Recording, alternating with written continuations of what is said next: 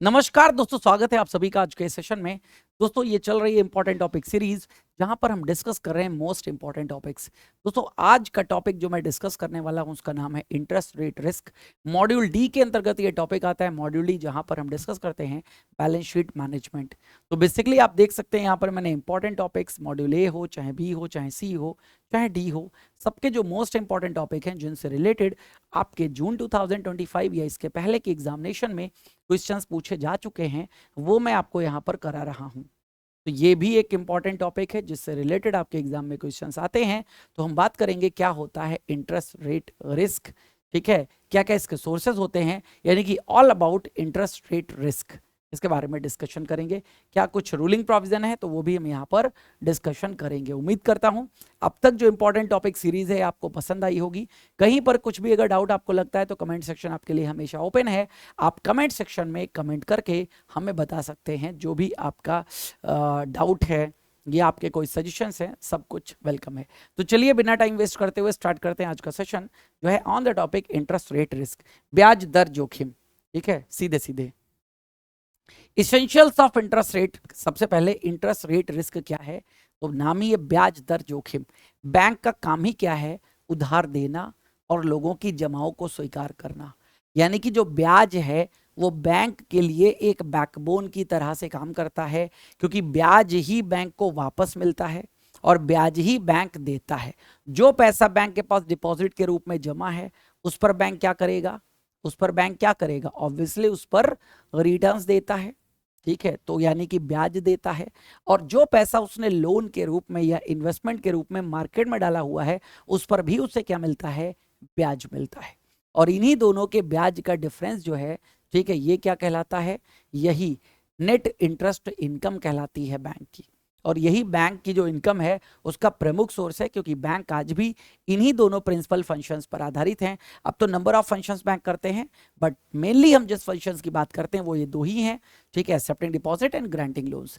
तो अब इसेंशियल्स क्या क्या होते हैं इंटरेस्ट रेट रिस्क के, यानी कि ब्याज दर जोखिम के लिए क्या क्या चीजें आवश्यक होती हैं, समझिएगा।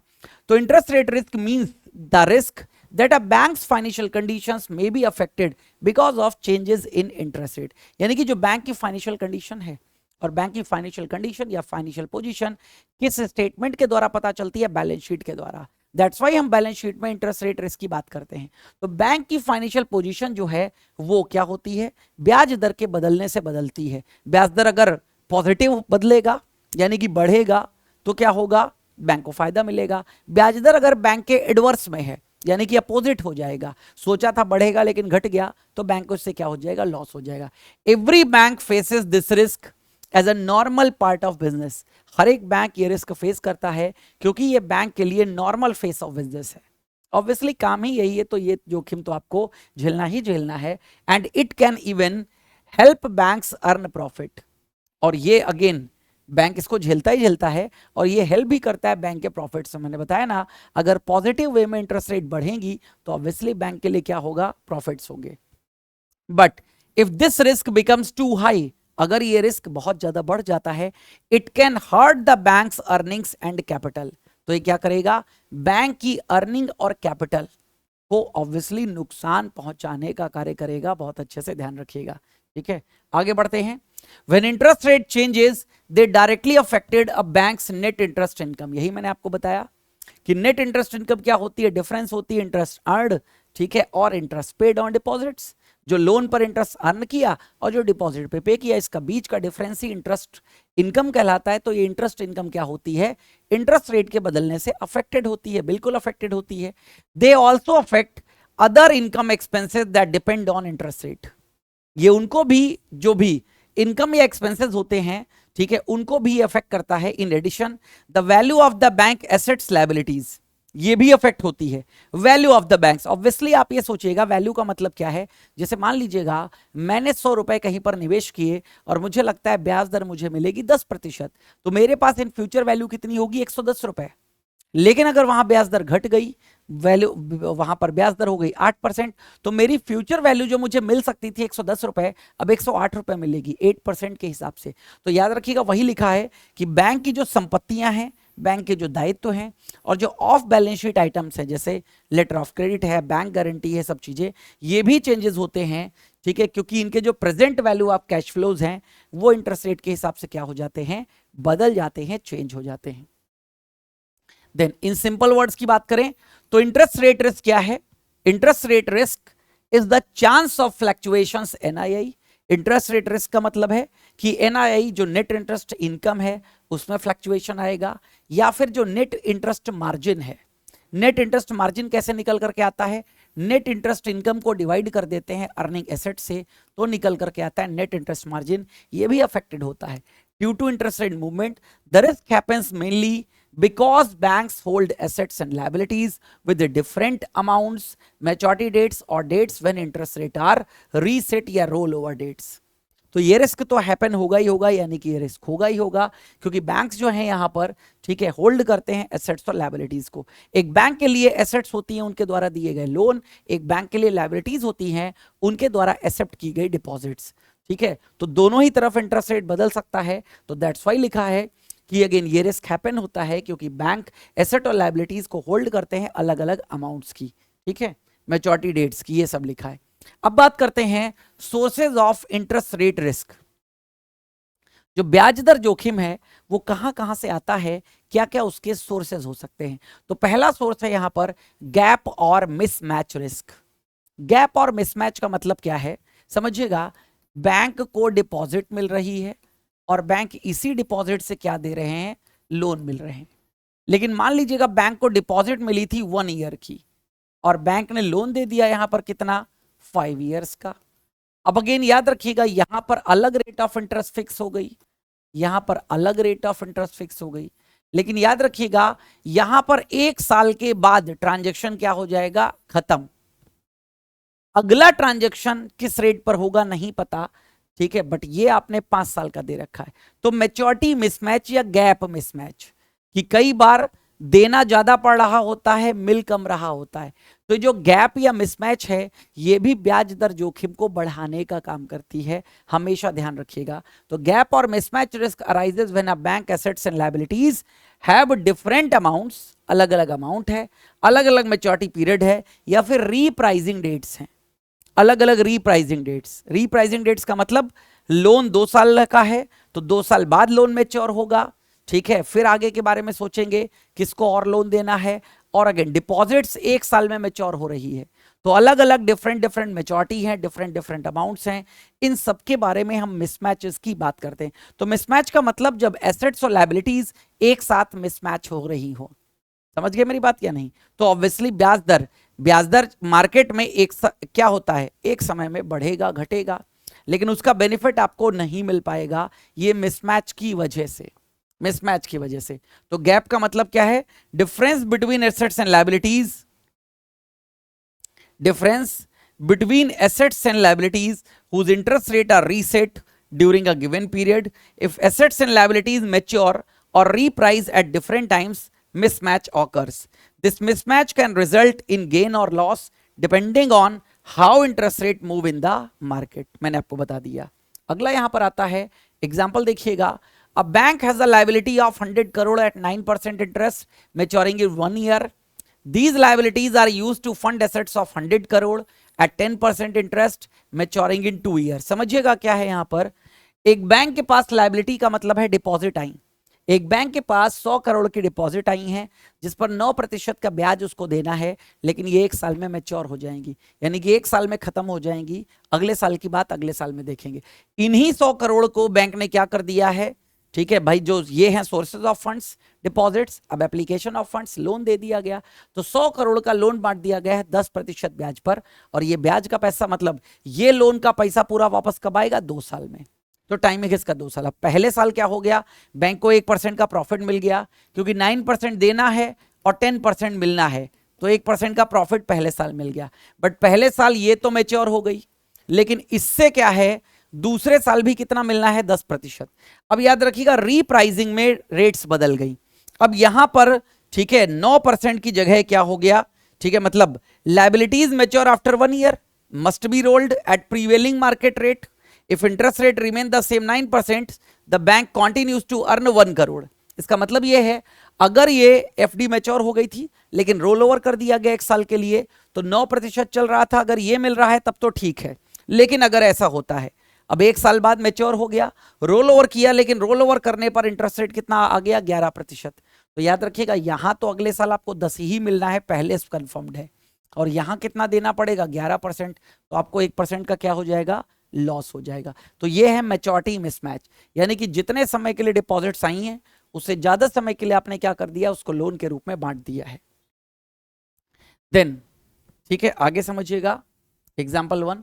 तो रिवर्स केस वही बात है, if the bank funds 2 year liabilities with 1 year assets, ये उसी का पीछे का रिवर्स केस है, रिवर्स केस है। अगेन आपने देखा था यहां पर 1 साल के लिए क्या आई थी, मैच्योरिटी क्या हो रही थी हमारी, 1 साल के लिए लाइबिलिटी मैच्योर हो रही थी और 2 साल के लिए एसेट्स मैच्योर हो रहा था। अब 1 साल में लाइबिलिटी, 2 साल में लाइबिलिटी मैच्योर हो रही है और 1 साल में एसेट्स, तो भी क्या होगा, ये लफड़ा रहेगा। तो दोनों मिसमैच चाहे आप रिवर्स कर लो चाहे सही कर लो, वो ऐसे ही रहने वाली है। अगला रिस्क है यहां पर बेसिस रिस्क, ये भी क्या लेकर के आता है, ये भी ब्याज दर जोखिम को लेकर के आता है। बेसिस रिस्क का मतलब है कि एक बेसिस पॉइंट से अगर कुछ बदलाव होता है तो क्या बदलाव लाएगा दोनों तरफ। Even if a bank has a perfectly matched gap position, gap position को बैंक ने परफेक्टली मैच कर लिया है, यानी कि एसेट्स एंड लायबिलिटीज को रीप्राइस सेम टाइम पे कर दिया उसने, मान लेते हैं interest rate on different instruments may not change by the same magnitude. ये कहा जा रहा है कि भाई तुम मिसमैच को तो मैनेज कर सकते हो, लेकिन ब्याज दर जो अलग अलग प्रोडक्ट्स पर अलग अलग हैं, क्या इनको मैच कर लोगे, नहीं मैच कर पाओगे ना। से अगेन एफडी की अलग ब्याज दरें हैं, एफडी में भी टाइमिंग्स पर अलग अलग ब्याज दरें, 1 साल की एफडी, 2 साल की, 5 साल की, आप इनमें बदलाव नहीं कर पाओगे। May not change by the same magnitude, यानी कि जितनी डिपॉजिट्स के टाइप ऑफ डिपॉजिट्स हैं उनमें जो भी इंटरेस्ट रेट जितना भी बदलेगी, क्या उतना ही रीप्राइज आप एसेट्स में कर पाओगे, नहीं। This variance in the degree of rate change between assets and liabilities is called, ये जो मैग्नीट्यूड है दोनों के बीच का, degree, variation in the degree of rate change, यही बेसिस रिस्क कहलाता है। एग्जाम्पल के तौर पर बताया है, रीप्राइजिंग एसेट्स देख लीजिए, रीप्राइजिंग लायबिलिटीज। तो लायबिलिटीज बैंक के लिए डिपॉजिट्स हैं, सेविंग डिपॉजिट में 50 रुपए मान लीजिएगा, यहां पर करोड़ में है 50 करोड़, फिक्स डिपॉजिट भी 50 करोड़ की है। लेकिन रीप्राइजिंग एसेट्स में कॉल मनी, कॉल मनी 24 घंटे के लिए लोन आपने लिया है 50 करोड़ का, कैश क्रेडिट कितना है 40 करोड़ का है, तो ये हो गया 90, गैप राइज हो गया कितने का, 10 करोड़ का गैप राइज हो गया, यहां पर 10 करोड़ का गैप। समझ गए मेरी बात की नहीं। देन अब समझिएगा आगे एक बात और बताई गई है, आगे एक बात, ठीक है, आगे एक बात अब यहां पर समझिएगा। The bank as of now has a negative gap of 10 crore, negative gap है 10 करोड़ का। निगेटिव गैप कैसे, लायबिलिटी 100 करोड़ की है हमारी, तो देना ज्यादा है, ठीक है, एसेट्स हमारी अभी 90 करोड़ की हैं, तो ये निगेटिव गैप है 10 करोड़ का, हम 10 करोड़ अभी कहीं और नहीं दे पाए। In case the interest rate falls by 1%, अगर ब्याज दरें 1% से गिर जाती हैं, then as per the traditional gap management, जो पुराना ट्रेडिशनल गैप मैनेजमेंट है, assuming rates on all assets and liabilities change by 1%, हम ये एज्यूम कर लेते हैं कि सभी एसेट्स और लायबिलिटीज पर 1% का चेंज आया है, पैरेलल शिफ्ट, तो बैंक का जो एनआईआई है, नेट इंटरेस्ट इनकम, वो शुड इंप्रूव हो जाएगी कितने से, 1 करोड़ से। लेकिन instead of falling in the same magnitude, assume that the rate on call money lending falls by 1%, अगर कॉल मनी की रेट ऑफ लेंडिंग 1% गिरी है, रेट ऑन कैश क्रेडिट ये गिरी है 0.7% से, सेविंग डिपॉजिट्स की रेट गिरी है 5.5% से, और रेट ऑन फिक्स डिपॉजिट घटी है 0.4% से। अभी आगे इसका टेबल दिखाता हूं। The under noted calculations indicated that the bank NII would deteriorate, ठीक है, कम होगा बैंक का NII, rather than improving in terms of assumption of gap management. तो गैप मैनेजमेंट तो हमने अच्छा कर लिया, लेकिन अलग अलग रेट की अलग अलग ब्याज दरें जब बदलेगी तो उससे भी क्या होगा, हम पर निगेटिव इंपैक्ट पड़ेगा। जैसे कॉल मनी कैश क्रेडिट, तो फॉल इन रेट्स आया 1%, 1% का मतलब 0.50 करोड़ का फॉल आया, 0.28 करोड़ का फॉल आया। टोटल जो डिक्रीज हुई है नेट इंटरेस्ट इनकम 0.78 करोड़ से, सेविंग डिपॉजिट फिक्स डिपॉजिट पर, ठीक है, तो यहां पर डिक्रीज हुआ इंटरेस्ट एक्सपेंसेस कितना, 0.45 करोड़। अब यहां पर लॉस इन नेट इंटरेस्ट कितना हुआ, 0.33 करोड़। ये बात बताएगी, इनकम निकल करके आएगी A माइनस बी। तो ये है यहां पर। अगली बात आती है net interest position risk. Net interest position, इसका मतलब क्या है basically, a bank net interest position is the difference between, ये जो नेट इंटरेस्ट पोजीशन निकल करके आती है, डिफरेंस है किसके बीच का, इंटरेस्ट अर्निंग एसेट्स, जैसे लोन्स है, इन्वेस्टमेंट है, जिस पर ब्याज दर बैंक को मिल रही है, तो इनको इंटरेस्ट अर्निंग एसेट्स कहा जाता है। फिर है इंटरेस्ट पेइंग लायबिलिटीज, जैसे डिपॉजिट्स है, बैंक के द्वारा बोरोइंग्स है। If a bank has more interest earning assets, अगर बैंक के पास इंटरेस्ट अर्निंग एसेट्स ज्यादा हैं इंटरेस्ट पेइंग लायबिलिटीज से, ठीक है, ये पॉजिटिव नेट इंटरेस्ट पोजीशन है। और अगर अपोजिट कर लो, इसका मतलब क्या हुआ, बैंक को ब्याज से पैसा ज्यादा मिलना है और डिपॉजिट पे पैसा कम देना है, तो नेट इंटरेस्ट पोजीशन पॉजिटिव में है। ये निगेटिव भी हो सकती है। रिस्क कब अराइज होगा, इफ इंटरेस्ट रेट फॉल्स, अगर ब्याज दर गिर जाए, the income from asset decreases, ब्याज दर गिरेंगी तो संपत्तियों से जो आपको मिल रहा है इंटरेस्ट वो कम हो जाएगा। While the cost of liabilities remains the same, अगर लायबिलिटीज यानी कि डिपॉजिट की रेट ऑफ इंटरेस्ट सेम रहे तो नेट इंटरेस्ट इनकम क्या हो जाएगी, कम हो जाएगी। इफ इंटरेस्ट रेट राइज, अगर इंटरेस्ट रेट बढ़ते हैं, the income from assets increases, संपत्तियों से जो इनकम मिल रही है वो इंक्रीज होगी। While liability cost remains the same, इधर भी क्या होगा, एनआईए इंक्रीज होगा। Thus, a positive net interest position is profitable in a rising rate scenario, but risky in falling rate scenario. तो राइजिंग रेट सिनारियो में positive net interest position जो होती है अच्छी मानी जाती है, लेकिन रिस्की सिनारियो में, मतलब फॉलिंग रेट सिनारियो में रिस्की मानी जाती है। अब आगे आता है एम्बेडेड ऑप्शन रिस्क, ये भी एक सोर्स ऑफ रिस्क है। क्या होता है एम्बेडेड ऑप्शन, तो एम्बेडेड ऑप्शन का मतलब क्या है, जो बोरोवर या डिपॉजिटर्स है इसके पास ऑप्शन है कि एग्रीड जो टर्म्स एंड कंडीशंस है रीपेमेंट और विड्रॉल की, ठीक है, इंटरेस्ट रेट चेंज, इनमें बदलाव कर सकता है। जैसे, ठीक है, दो तरीके से होता है। लोन प्रीपेमेंट, प्रीपेमेंट का मतलब लोन चल रहा था, लोन का पैसा एक साथ चुका दिया गया। कैसे चुका दिया गया, तो borrower repay their loans early when interest rate falls, अगर ब्याज दर गिर जाती हैं तो कस्टमर इसका फायदा उठाना चाहेगा, वो क्या करेगा, सीधे रीपे कर देगा early. To refinance at cheaper rate, एक लोन खत्म किया और दूसरा लोन चीपर रेट पर ले लेगा, क्योंकि ये तो महंगा वाला लोन था, इंटरेस्ट रेट गिर गई हैं, तो गिरे हुए पर नया लोन ले लेगा और पुराना लोन क्या कर देगा, चुका देगा। Premature withdrawal of deposits, अब समझिएगा यहां पर, अगर डिपॉजिट की तरफ से depositors withdraw fix deposit early when market interest rate rise to reinvest at higher price. अब एफडी में उसको तो फिक्स मिल रहा था 6%, मार्केट हो गया 7%, तो क्या करेगा, ठीक है, वो अपना प्री मेच्योर कर लेगा, 6% पर तोड़ करके वही पैसा 7% पर पुनः इन्वेस्टमेंट कर देगा। तो कस्टमर तो अपने हिसाब से चीजें बदल लेता है, बट बैंक को इससे लॉस हो जाता है। इसी को एम्बेडेड ऑप्शन रिस्क के नाम से जाना जाता है। Embedded example, a bank give 90-day loan 10% interest rate funded by a 90-day certificate of deposit at 8% interest. Expected NI कितना है, 2%, ये 90 डेज का स्प्रेड है, क्योंकि 90 दिन के लिए लोन दिया 10% पर, फंडेड ये जो लोन दिया गया है सर्टिफिकेट ऑफ डिपॉजिट के बिहाफ पर है, जिस पर ब्याज देना है 8%। Now suppose after 30 days market interest rate fall to 9%, 30 दिनों के बाद जो बाजार का ब्याज दर है वो 9% तक गिर जाता है, मतलब 9% गिर करके 9% तक पहुंच जाता है। बोरोवर प्रीपेज द लोन इमीडिएटली, क्योंकि 10% पर दे रहा था, 9% हो गया, पे कर देगा। Banks earn only 2% for 30 days not 90 days, bank 90 दिनों तक 2% का फायदा नहीं ले पाया, 10 और 8 सिर्फ 1 महीने का फायदा ले पाया। For the remaining 60 days bank receive करेगा, ठीक है, री इन्वेस्ट करेगा बैंक 9% पर, क्योंकि बाजार में ब्याज दरें कितनी हो गई, 9%, अर्निंग ओनली एट 1%, ठीक है, स्प्रेड इंस्टेड ऑफ 2%, सिर्फ 1% कमाएगा ना कि 2%। So the banks overall profit shrink हो गया ड्यू टू अर्ली रीपेमेंट। समझिएगा बहुत अच्छे से चीजों को, कहीं को डाउट लगे तो बताते हुए चलेगा। अब आगे आता है yield curve risk. Yield curve, yield curve का मतलब क्या होता है, ये रिलेशनशिप बताता है ब्याज दर, यील्ड का मतलब ही है ब्याज यानी कि returns.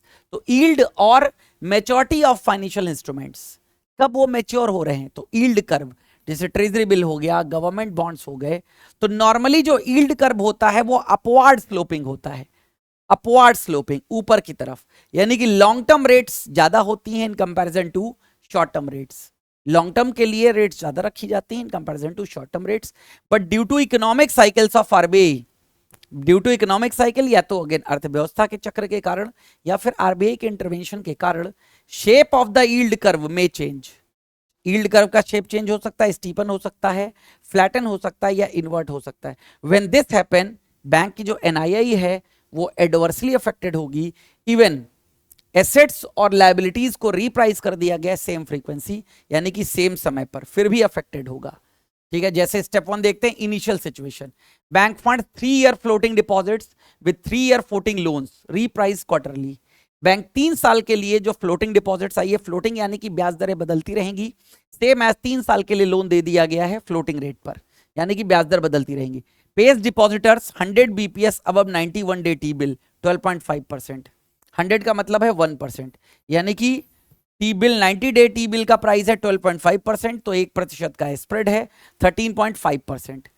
Charges borrower 300 BPS above 364 day T bill 13%, तो ये हो जाता है 16%। डिपॉजिटर को पे कर रहा है T bill plus 1% spread, then borrower से चार्ज कर रहा है टी बिल का जो भी प्राइस होगा प्लस 3% एक्स्ट्रा, यानी कि 16%। स्प्रेड कितना हो गया, 16 माइनस 3.3, 2.5%, 250 बीपीएस, 250 बीपीएस। अब यील्ड कर्व इन्वेस्टमेंट क्या है, न्यू 91 डे टी बिल कितना हो गया, 14%, 364 डे टी बिल है 13% अनचेंज्ड, डिपॉजिटर रेट 14% प्लस 1% 15% हो गया। ठीक है, 91 डे लोन रेट 13% प्लस 13 16 हो गया। अब स्प्रेड क्या हो गया, 16 माइनस 15 1%। समझ गए मेरी बात। पहले स्प्रेड कितना था आप देख रहे हो यहाँ पर 2.5% का, ठीक है, स्प्रेड था एनआईआई का। अब स्प्रेड कम हो गया है, हमने टाइमिंग मैच कर ली, फिर भी स्प्रेड हमारा क्या हो गया, कम, 1% हो गया, 1.5% का लॉस हो गया। एनआईआई फॉल हो गया 250 बीपीएस से 100 बीपीएस तक। ठीक है, तो यील्ड कर्व क्या हो गया, ये बदल गया। अब आगे आता है प्राइस रिस्क। तो यील्ड कर्व रिस्क के बाद आता है प्राइस रिस्क। क्या होता है प्राइस रिस्क, बहुत अच्छे से समझ लीजिएगा। तो price risk rises when a bank sell assets, ठीक है, before their maturity dates. Price risk का मतलब क्या है, ठीक है, ये बैंक क्या कर रहा है, सेल कर रहा है एसेट्स यानी कि संपत्तियां, लाइक बॉन्ड्स या securities, before their maturity dates, maturity date जो है उसके पहले सेल कर रहा है। Since bond prices and yields are inversely related, यानी कि याद रखिएगा, अगर यील्ड कम होती है तो बॉन्ड का जो प्राइस है, बॉन्ड प्राइस, वो बढ़ जाता है। यही लिखा हुआ है इनवर्सली रिलेटेड। अगर यील्ड डाउन होती है, ठीक है, सॉरी, यील्ड अगर अप होती है, यील्ड अगर अप होती है तो बॉन्ड का प्राइस जो है वो घट जाएगा। वही लिखा है इनवर्सली अफेक्टेड। ठीक है, तो the risk is most relevant for the trading book, trading book के लिए होता है, where assets are held for short term trading gains, not for the banking books where assets are held to maturity. Example क्या है, bank by कर रहा है 10 साल का government of India bond 14% coupon rate, later market interest rate जो है similar bond की हो गई 15%, तो new investors would prefer 15% bonds, तो the price of the old 14% bonds क्या हो जाएंगे, गिर जाएंगे। If the bank sells the 14% bonds before maturity, ये क्या होगा, less than original purchase price, causes at loss. तो बैंक अगर पहले इसको बेचना चाहेगा कि भैया 15% वाला आ गया है, अब तो 14% वाले का प्राइस गिर गया, तो आपको क्या करना पड़ेगा, लॉस सहना पड़ेगा। की पॉइंट्स क्या हैं, risk of loss from changes in the market price of assets exist mainly in trading book, ये भी ट्रेडिंग बुक में आता है प्राइस रिस्क। डायरेक्टली लिंक किसके साथ है, इंटरेस्ट रेट मूवमेंट। तो इफ रेट्स बेटर, अगर रेट्स बढ़ेंगी तो बॉन्ड प्राइस घटेगा, लॉस होगा अगर जल्दी बेचा जाए, अगर रेट्स घटेंगी तो बॉन्ड प्राइस बढ़ेगा, प्रॉफिट होगा अगर अर्ली बेचा जाए तो। ये दोनों की कहानी मैंने आपको बता दी। आगे आता है री इन्वेस्टमेंट रिस्क, यानी कि दोबारा से निवेश करने का रिस्क, क्योंकि दोबारा जब आप निवेश करते हो तो जरूरी नहीं वही इंटरेस्ट रेट हो जो उस पर आपने पहले निवेश किया था, वो चीज आप यहां पर देख सकते हो। तो री investment risk is the uncertainty about the rate at which future cash inflows, जो भविष्य में हमें कैश इनफ्लो पैसा आने वाला है उसमें अनसर्टेनिटी होती है, जैसे इंटरेस्ट फ्रॉम बॉन्ड्स, ठीक है, लोन रीपेमेंट्स या coupon can be reinvested. If market interest rate fall the bank may have to reinvest at a lower price. अब फ्यूचर में बाजार में ब्याज की दरें घट गई तो क्या होगा, बैंक को भी जो इन्वेस्टमेंट करना है वापस से वो भी कम रेट ऑफ इंटरेस्ट पर करेगा, तो उसका क्या होगा, नेट इंटरेस्ट इनकम का जो मार्जिन है वो कम होगा। एग्जाम्पल देख लीजिएगा, एज पर आपके केस में XYZ बैंक एक्सेप्ट करता है 0 कूपन डिपॉजिट 10,000 रुपए की, जो प्रॉमिस करता है डबल कर देगा पैसा 7 सालों में। अब इसके लिए बैंक इन्वेस्ट करता है 7 साल के बॉन्ड में 12% कूपन के साथ में। अब बैंक एक्सपेक्ट करता है reinvest the annual coupon at 12% throughout. ये जो 12% पैसा मिलेगा इसको हम री इन्वेस्ट करते रहेंगे ब्याज का पैसा। But if after 1 year market rates fall to 10%, 12 से सीधे कहां पर आ गए 10% से, coupon received can only be reinvested at 10%। अब जो ब्याज दर मिलेंगी, जो ब्याज मिलेगा वो 10% पे ही इन्वेस्टमेंट हो पाएगा। This reduces the future returns. ये जो फ्यूचर रिटर्न्स हैं इनको रिड्यूस कर देगा, डिफिकल्ट कर देगा बैंक को to pay the promise maturity amount to depositors. ध्यान रखिएगा। Then reinvestment risk happens कब होगा, मार्केट इंटरेस्ट रेट जब डिक्लाइन होगी। Banks can not reinvest inflow. Bank अपना जो री इन्वेस्टमेंट नहीं कर पाएगी, जो इनफ्लो यानी कि जो पैसा उनके पास आ रहा है। तो अगेन मोर रेलेवेंट किसके लिए है, coupon bearing securities, because periodic cash inflows need री इन्वेस्टमेंट। जो पीरियोडिक आ रहा है आपके पास उसी को आपको इन्वेस्टमेंट करना पड़ता है। ठीक है, तो ये है आपका इंटरेस्ट रेट रिस्क। उम्मीद करता हूं आपको समझ में आ गया होगा। हमसे जुड़ने के लिए QR कोड आपके सामने दे रखा है, टेलीग्राम चैनल का है। आप इस QR कोड को स्कैन कर लीजिएगा और टेलीग्राम चैनल पर हमारे साथ जुड़ जाइएगा। बहुत अच्छे अच्छे ऑफर्स इस समय चल रहे हैं दोस्तों। उन ऑफर्स के लिए आप कहां जा सकते हैं, pw.live पर आप यहां पर आएंगे, ऑल कोर्सेज पे क्लिक करेंगे। ऑल कोर्सेज में गवर्नमेंट एग्जाम पे जाएंगे और आपको सामने दिख रहा होगा JAIIB CAIIB, ये सारे कोर्सेज उससे रिलेटेड हैं। आप एक्सप्लोर कर लीजिएगा, व्यू ऑल बैचेस, आपको सारे बैच दिख जाएंगे। मैं यहाँ पर बेसिकली अगर दिसंबर 2025 के लिए आप तैयारी कर रहे हो तो दिसंबर 2025 के लिए ये बैच यहाँ पर लॉन्च किया गया है जिसका नाम है reloaded CAIIB batch foundation classes 2499 का है। तो ये मोस्ट इंपॉर्टेंट है। आप सभी लोग इस बैच में हमारे साथ जुड़िए, जहां पर हम फाउंडेशन की क्लासेस करा रहे हैं, MCQ भी होगा, केस स्टडी भी होगी, और दिसंबर 2025 के लिए ही ये डिजाइन किया गया है। तो उम्मीद करता हूं सारी चीजें आपको समझ में आई होंगी। जुड़िए, अगेन आप जाइए pw.live पे, जैसे मैंने आपको बताया इन कोर्सेज में हमारे साथ आइए। यही जो क्वालिटी आपको बताई जा रही है, यही क्वालिटी आपको पेड बैचेस में भी देखने को मिलेगी। बहुत अच्छे तरीके से वहां पर भी चीज़ों को समझाया गया है। तो हमारी आपकी मुलाकात होगी अगले सेशन में, तब तक हमें दीजिए इजाज़त। Thank you.